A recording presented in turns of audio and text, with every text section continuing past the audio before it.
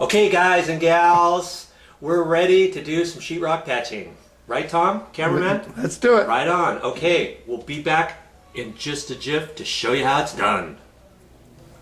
Here's our first patch. As you can see, everything's ready to install some tape. Right now, before we install the tape, I'm just going to take a knife. This is 3 inches wide, it's just a small little knife. I'm just going to go around the edges and clean off the little burrs. Make sure everything is nice and flat. This patch actually looks pretty good. I'm just going to do it.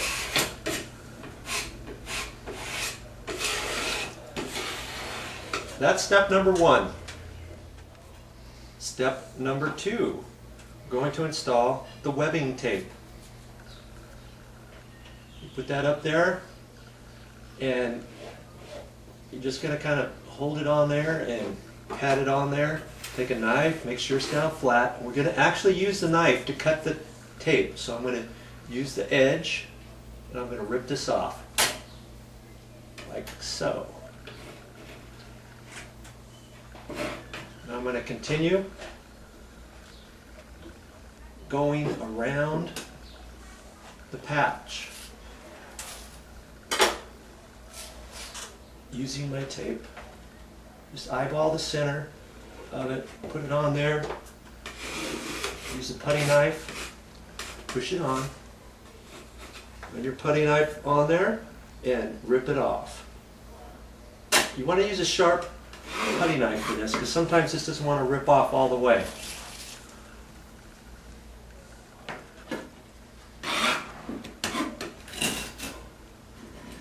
You go around all four edges.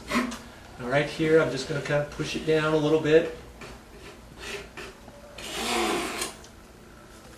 Go around the next one.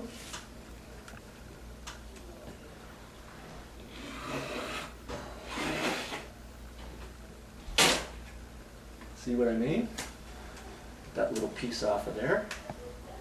I got a little piece here around the box. Just do the little edge by the box. Push that up there. Kind of takes a knack. You just have to kind of get used to it. You'll get better as you go. I push that all the way on there. Make sure it's nice and flat. That's step number 2. Here's our next patch. We've got 3 little patches. So the first one we just did. Here's our second patch. So I'm going to do step 1 again. Wipe the edges down. Again, this patch looks pretty good. Sometimes if your patch isn't good all the way, this is good just to get the little ridges off and the paper edges from the patch area.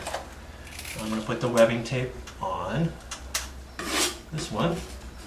It's nice and clean to use webbing tape instead of, they do make a paper tape, but first you have to put sheetrock mud on it, and then you've got to cut the tape, put that on, your hands get all messed up, that kind of thing. So I like to use this, it's nice and clean.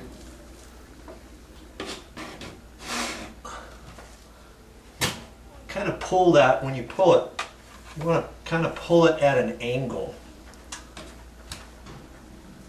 Okay, so we got one more. Just line it up. And jerk that at a 45-degree angle. Okay, now I've got one more patch to do and we're ready for some mud. So I'll show you how to do that next. Okay, here's our third patch. This one happens to be on a wall. The thing that I wanted to show you with this is when I cut the sheetrock patch, you'll see the wall stops at this point here, and then we got the ceiling. When I cut the sheetrock, we got a double plate here of wood before the ceiling, so I can only cut my patch up so high. I don't want to go all the way up to the top because then you've got to mess with a patch at the ceiling as well as the wall. So even if you don't have a plate here or whatever, you want to try to keep down below that so everything's flat. You don't have to have corner tape, inside corner tape, and that kind of thing. So that's the only thing I wanted to point out there. We're going to do this patch the same way that we did the ceiling one on the first coat.